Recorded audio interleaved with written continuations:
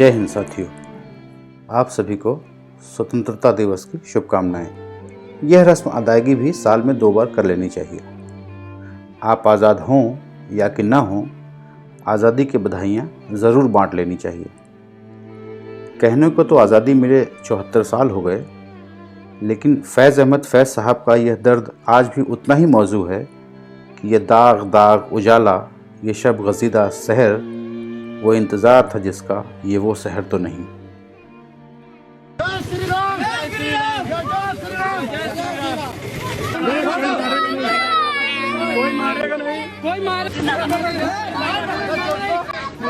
अगर आपके इस सो कॉल्ड आज़ाद देश में एक मुसलमान को पीट पीट कर जय श्री राम कहने पर मजबूर किया जाता हो तो आज़ादी आज भी एक सपना है।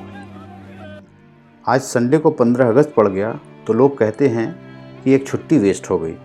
ऐसे देश में आज़ादी की क्या बात करनी। पिछले इतवार को टोक्यो ओलंपिक्स 2020 ख़त्म हुए। जी, वो टोक्यो ओलंपिक 2020 ही थे जो 2021 में हुए, कोरोना की वजह से टाल दिए गए थे। लेकिन ईमानदारी से बताइए कि क्या आपको 2020 में पता चला था कि ओलंपिक गेम्स मुलतवी कर दिए गए हैं? और अगर पता चला भी था तो क्या आपको इससे कोई फ़र्क पड़ा था? ऐसी बातों का हमारे ऊपर कोई फ़र्क नहीं पड़ता। खैर, जापान में खेल हुए और करीब 140 करोड़ की आबादी वाले हिंदुस्तान ने कुल 7 मेडल जीते। मुझे पता है कि अब इस मुद्दे पर चर्चा 2024 में होगी, इसलिए आइए आज एक आखिरी बार खेलों की बात कर लें। तो हिंदुस्तान ने 1 सोना, 2 चांदी, 4 कांसे के मेडल जीते। जी हाँ, 140 करोड़ की आबादी वाला देश सिर्फ 7 मेडल ला पाया और मात्र 34 करोड़ की आबादी वाला अमेरिका 113 मेडल ले गया। यकीन जानिए, मेडल पाने के लिए आपकी इकॉनमी या आपकी जीडीपी से कोई लेना देना नहीं है। मेडल पाना इस बात से तय होता है कि हम मेडल पाने के बाद खिलाड़ियों से कैमरे के सामने स्पीकर फ़ोन पर बात करते हैं या उनके सम्मान में होर्डिंगों पर अपनी बड़ी बड़ी फ़ोटो लगवाते हैं, उन पर इनाम की बोली लगाते हैं, या इन 4 सालों में वो करते हैं जो उन्हें चाहिए। ऐसा नहीं है कि अपन को मालूम नहीं है कि मेडल कैसे आते हैं, मालूम सब है। लेकिन जिस दिन तक अपन गद्दी पर नहीं बैठे हैं उस दिन तक। एक बार गद्दी मिली, सारा ज्ञान खत्म। आप भी देखिए। उस समय टीवी में, अखबारों में, नेताओं में, सामाजिक जीवन में सब जगह पे चर्चा होती है। इतना बड़ा देश गोल्ड मेडल नहीं मिला, इतना बड़ा देश मेडल नहीं मिला, फलाना देश ये कर गया, ढिकना देश ये कहेगा। मैं सवाल, ठीक है, स्थिति है, लेकिन क्या कभी इस देश की शिक्षा व्यवस्था को हमने इसके साथ जोड़ा? हमारी युवा पीढ़ी को हमने अवसर दिया? और क्या मित्रों 120 करोड़ के देश में नहीं मिल सकता है? अरे सिर्फ सेना के जवानों को एक काम दिया जाए कि जो न्यूली रिक्रूटेड सेना के जवान हैं उसमें से मैपिंग किया जाए, स्पोर्ट्स में रुचि वाले हैं उनको एक अलग जगह पर रखा जाए और उनको ही ट्रेनिंग देने का काम शुरू कर दीजिए। मैं बताता हूं मित्रों, 5, 7, 10 तो मेडल ये हमारे सेना के जवान लेकर के आ सकते हैं। सोच जो ये मित्रों, सोच चाहिए, सोच। और फिर सर पे सर हाथ पड़ के बैठे रहना, नहीं हुआ, कुछ नहीं हुआ, और फिर एक आध 2 को नसीब आ गया तो उसी को सीना तान। जब भी आप किसी नेता को खिलाड़ी के मेडल पाने पर आप देश का गौरव हैं टाइप की फेसबुक पोस्ट या ट्विटर पर लिखते हुए देखें तो याद रखें कि इसको न खेल से कोई लेना देना है, न ही उस खिलाड़ी से। वो पोस्ट इसलिए डालता है कि आप उसे खेल प्रेमी समझ लें और उसको वोट दे दें। आपको क्या लगता है, ये जो नेताजी लोग नीरज चोपड़ा को एयरपोर्ट पर रिसीव करने पहुंचे थे, इससे पहले ये नीरज चोपड़ा को जानते भी थे या इसके बाद किसी भाला फेंक खिलाड़ी के लिए कुछ करेंगे? ये कुछ नहीं करेंगे। ये सब सिर्फ फोटो ऑप है। अमेरिका के राष्ट्रपति जो बाइडेन ने 113 मेडल जीतने वाले खिलाड़ियों में से एक के साथ भी फोटो नहीं खिंचाई, न होर्डिंग लगवाई, न स्पीकर फ़ोन पर कैमरे के सामने बात की, क्योंकि उसकी ज़रूरत नहीं है। वो 4 साल तक वही करते हैं जो खिलाड़ियों को चाहिए। हमें भी वही करना चाहिए। खिलाड़ियों को खेलने देना चाहिए, उन्हें वोट पाने की मशीन नहीं बनानी चाहिए। क्योंकि वोट पाने के लिए रामजादे और हरामजादे टाइप के मुद्दे हैं ना अपने पास, कभी आपने सोचा है कि आज तक हम एक शोएब अख्तर क्यों नहीं पैदा कर पाए जो 150 किलोमीटर प्रति घंटे की रफ्तार से गेंद फेंक सके? हम आज तक एक माइकल फेल्प्स क्यों नहीं पैदा कर पाए जो तेज़ी से तैर सके? हम एक यूसैन बोल्ट क्यों नहीं पैदा कर पाए जो तेज़ दौड़ सके? इसका जवाब शर्म से डूब मरने वाला है। लेकिन सच यही है कि हम अपने खिलाड़ियों को भरपेट खाना नहीं दे पाते, क्योंकि ओलंपिक वगैरह में ज़्यादातर खेल ऐसे हैं जिसमें ना किसी खास साजो सामान की ज़रूरत है, ना किसी खास गियर की ज़रूरत है, ना पैसे की, ना बाकी किसी और संसाधन की। शूटिंग जैसे खेल ज़रूर ऐसे हैं जिनमें महंगे साजो सामान की ज़रूरत पड़ती है, लेकिन कूद, दौड़, भाला फेंक, गोला फेंक, तैराकी, कुश्ती जैसे खेलों के लिए तो सिर्फ भरपेट खाना ही चाहिए ना। शर्म की बात यह है कि हमारी सरकारें वो भी नहीं दे पाती, लेकिन ट्विटर और फेसबुक पर बधाई देने में सब आगे हैं। कभी पूछिए सरकारों से कि जब यही खिलाड़ी 4 साल तक आपसे तैयारी के लिए फंड मांगते हैं और आप रामजादे और हरामजादे करते हैं, तो जीतने के बाद आप किस मुंह से उनके साथ फोटो खिंचाते हैं? जीता हुआ खिलाड़ी देश का गौरव और हारा हुआ खिलाड़ी दलित। ये किस आज़ाद मुल्क में जी रहे हैं हम? नीरज चोपड़ा सबको पसंद है, लेकिन कौन चाहता है कि उसका बच्चा भाला फेंक जैसा खेल खेले? अगर खेले भी तो क्रिकेट या टेनिस जैसे फैंसी गेम खेले। ये भाला फेंक और गोला फेंक भी कोई खेल है भला?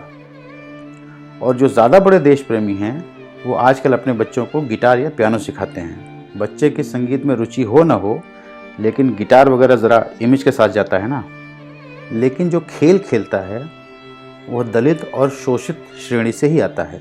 ज़रूरी नहीं कि वह जाति से दलित हो, समाज उसके साथ दलितों जैसा ही व्यवहार करता है। चक दे इंडिया बनाकर जितने पैसे फिल्म वालों ने कमाए, क्या कभी सचमुच एक महिला हॉकी खिलाड़ी उतना पैसा कमा पाएगी? जितने पैसे मैरी कॉम पर फिल्म बनाकर प्रियंका चोपड़ा ने कमाए, क्या कभी मैरी कॉम खुद उतने पैसे कमा पाएंगी? यह शोषण नहीं है तो क्या है? कोई खिलाड़ियों के नाम पर वोट पाना चाहता है तो कोई फिल्म बनाकर पैसे कमाना चाहता है। सभी को दुनिया में देश का सर ऊंचा चाहिए, लेकिन खिलाड़ियों की याद ओलंपिक या कॉमनवेल्थ गेम्स में ही आती है। ये रितु हैं, राष्ट्रीय स्तर की बॉक्सर हैं, कई मेडल भी जीते हैं, लेकिन कहीं से न कोई स्कॉलरशिप मिलती है न कोई स्पॉन्सरशिप। घर की माली हालत ठीक नहीं है, इसलिए चंडीगढ़ की एक पार्किंग में टिकट काटती हैं। है ना शर्म से डूब मरने वाली बात? ऐसे न जाने कितने खिलाड़ी हैं जो आज भूख से लड़ रहे हैं।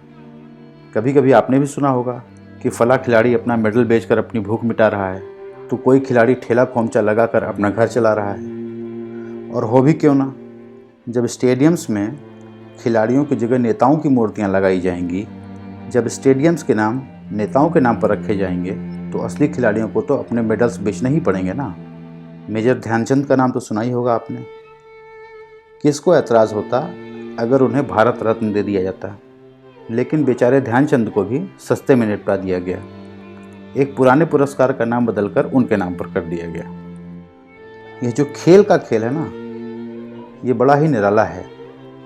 इसमें इमोशन है, एक्शन है, ड्रामा है, राजनीति है, फोटो ऑप है, वोट है, पैसा है, मौज मस्ती है, विदेश घूमने का मौका है। लेकिन ये सब नेताजी लोगों के हिस्से में है। खिलाड़ियों के हिस्से में है तो बस भूख, और आपके हिस्से में है रामजादे और हरामजादे।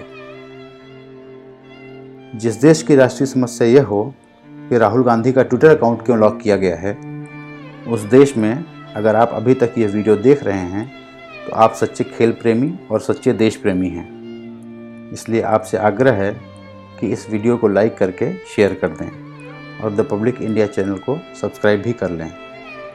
कुछ पैसे की मदद करेंगे तो अच्छा रहेगा।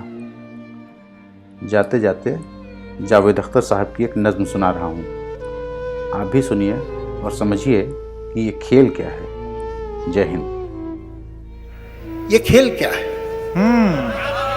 हाँ, बहुत अच्छा है, अद्भुत है। ये खेल क्या है? इसमें मेटाफर तो शतरंज है, लेकिन जाहिर है कि बात कुछ और।